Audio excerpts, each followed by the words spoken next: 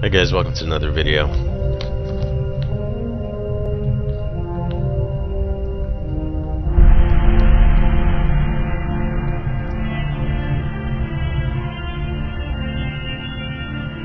So this is from the Covert Ops CD.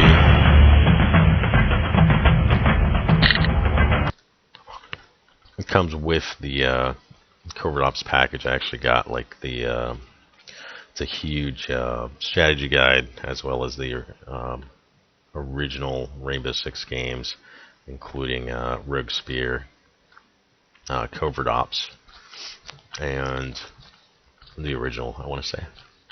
I forget Eagle Watch, that's the second one in the series. So Covert Ops comes with this CD, and it contains a list of videos. It's really old. A lot of people are actually disappointed with Covert Ops because it only had like 5 missions, and a number of them were like training missions or something like that. So you kind of train up, and then you actually go out and do some missions.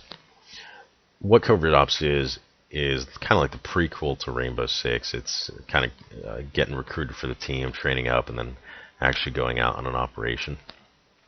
So inside this this CD, there's a number of categories.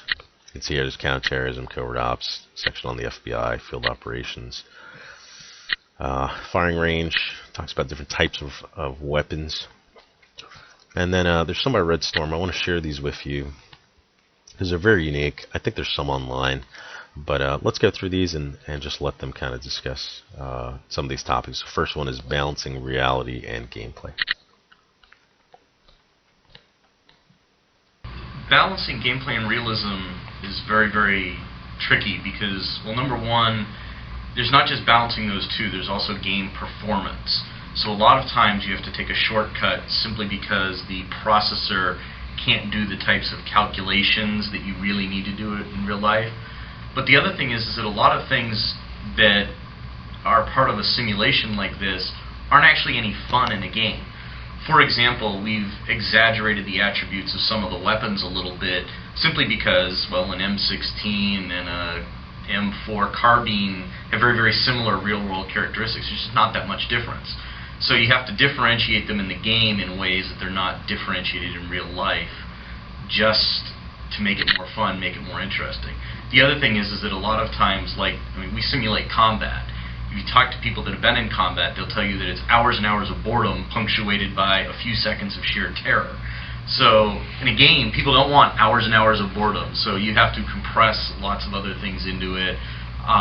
They want their skills to match the skills that they think these guys have as opposed to their real life skills. So you make players a little more accurate in the game, things along those lines, to just try to make it more fun, cut out some of the boring stuff in real life, and make the game stuff more fun. So this is an interesting talk on how there are compromises made in these types of games, military simulations, whatever you want to call them, tactical shooters.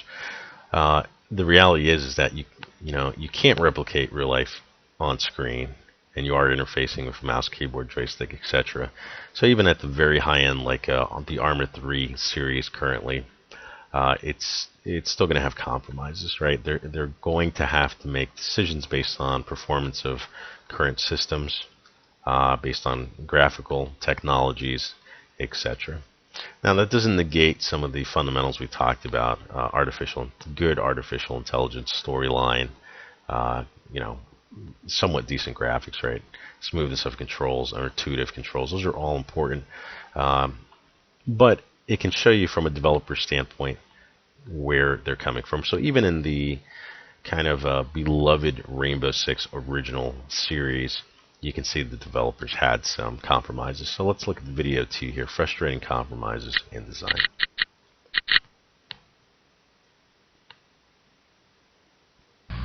I think a lot of it is, again, comes back to the performance issue. For example, I would really like a true ballistics model. I think that our one weakness is the fact that you can, in fact, hit with a pistol at much longer ranges than you can in real life.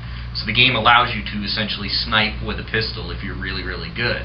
And even though we drop off the ballistics model of it so that it's not as damaging, the fact remains that getting hit with a bullet in the head at, even a low-powered round is still pretty severe.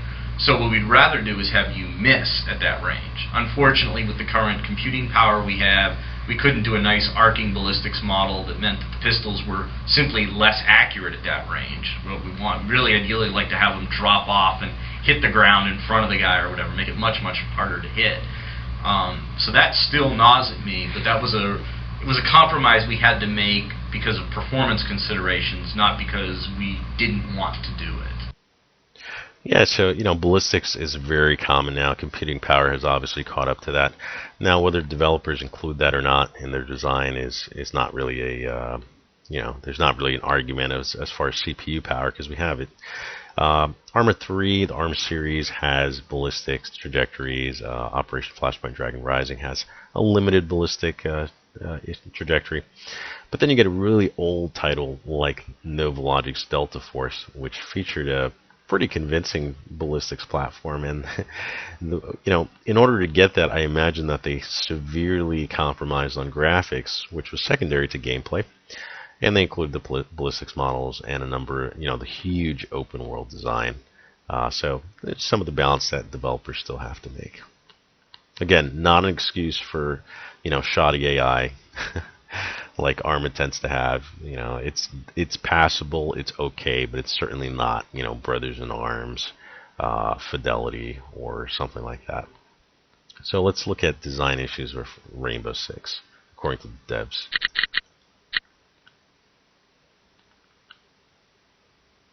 The game didn't change much from its initial treatment to the final version we delivered. It wasn't so much that we were trying to do that, it's that we were not trying not to. One of the things we did wrong in the development of Rainbow Six is that we did not do proper design documentation. We didn't design the game as much as we should have, and it was a credit to the professionalism of a lot of the members in the team that they were able to keep things in focus without all the design documentation there. But to some extent, one reason I think we stayed so focused on the original concept. All right, so let's look at level design concepts and kind of some of the thoughts that the developers had with that. It's interesting to look back at what's known as the premier tactical shooter, back in the day, which the legacy still lives on today. There's a lot of intuitive features, which we'll look at the Reticle system in a little bit here, and just see the compromises that developers had to make.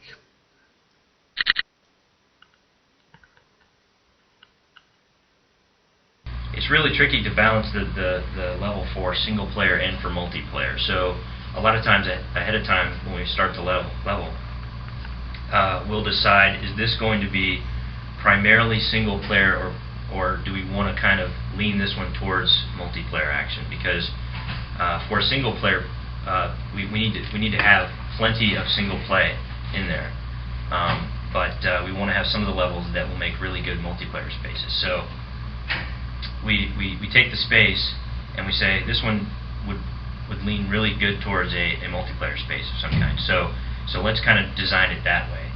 But in some cases, like the Ruined City, for example, it's we wanted it to be so big that we didn't think we didn't want to strictly contain it to multiplayer gameplay. We wanted to focus on the single player for the Ruined City. Now, it turned out to be a great multiplayer space, but that's only because people could block off sections of the city and play within it. Okay, so interesting there, design of multiplayer or single player maps. This is a really good section here, reality and fun in gameplay. And I guess as a kind of thinking of myself as a hardcore tactical shooter fan, we want everything to be 100% reality, just absolutely to the maximum. But the reality is that these are entertainment pieces, and at the end of the day, it is a business, and they do have to sell copies. Maybe that's why we've seen the shift to more arcade-style shooters in recent years, with the success of the Call of Duty titles or Battlefield series, where developers are leaning away from reality and more into kind of the fantasy role, making it more fun, more accessible, obviously for younger players and things like that. To our disappointment, some of the older guys that started with Rainbow Six Original, Delta Force, Ghost Recon, we want to see that realism aspect. I think you can really have the best of both worlds, and you can easily do that with difficulty settings, right? A lot of games feature hardcore mode, quote unquote, which eliminates the HUD and things like that. But just getting down to the foundation, I think that if even the younger crowd experience some of these original tactical shooters, I'm sure there's some out there, you really appreciate the challenge of it, the realism of it, and the fact that it doesn't hold your hand, right? You don't have linear corridors and storylines. It's an open world. Even if it's a close quarters combat situation, you still have an open world type feel to it where you can go anywhere. You're not leaving the combat zone or anything like that. But so let's hear about some of the original devs and what they thought about reality versus fun.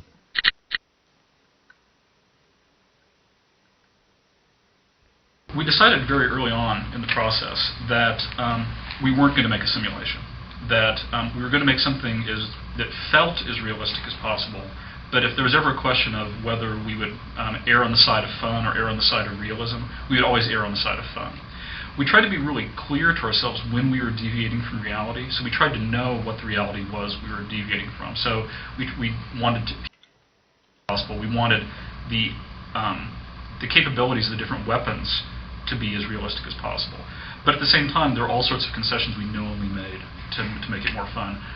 Most of the weapons have much shorter ranges than they do in real life, just because it's no fun to pick off a tiny little bunch of pixels off in the distance. So we tend to shorten engagement ranges from what they should be in real life. All right, so interesting thoughts there. Leaning more towards the fun side, right, rather than the reality side. Even, that being said, when you compare the original Rainbow Six or up to 3 and the Ghost Recon and all that with modern titles, I mean, they incorporate so much more realism and challenge in the gameplay, and it's still fun, right? So that's an interesting kind of dynamic where you can have a lot of realism. These are a testament to that, these early tactical shooter titles, and it's still a lot of fun, right? It's just kind of on what your definition of fun is.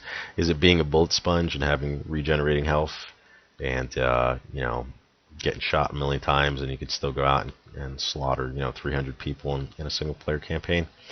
That may be an idea of fun, but the other side of that is doing, realistic missions as much as possible. And one thing he said was they wanted to make it as realistic as possible. So that was a goal, right? But they also wanted to make it fun, because at the end of the day, you're making something that's essentially a video game, right? It's funny how he uses that wording. They strayed away from the simulation side. It's almost as if he's saying we could have made it a simulation. We could have went like kind of the Arma route, right? But we wanted to kind of back off from that a little bit and make some compromises for gameplay. I know Rainbow Six has an incredible dispersion model, and that with the expanding reticule. And this was actually a precursor to it became standard in every first-person shooter, and they'll talk about that here. I'm not sure if anybody did that before them, so it was pretty ingenious and really a game changer in game design.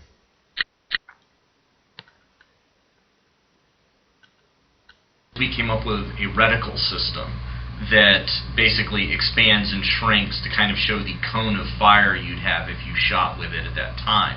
And we do things like the accuracy of the weapon tends to make that cone much smaller, so it's going to be much more accurate with where you're shooting, while we then do a shrink time of that reticle to simulate the disadvantages of having a really long weapon. So a really long weapon takes much, much longer to shrink down. So as you run around, your reticle will expand as you change movement states, become a less stable firing platform. It shrinks back down as you become more stable and more used to what you're doing, and the time it takes to do that is dependent upon the weapon.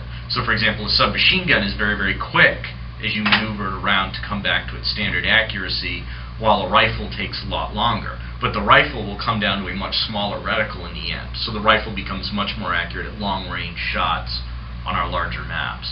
And so what we've come up with is a very nice differentiation between classes of weapons. Pistols are very, very quick, but not very accurate at long range. Submachine guns are a nice mix. Assault rifles are very, very good at long range shots, but aren't really good when you're maneuvering around in a tight space.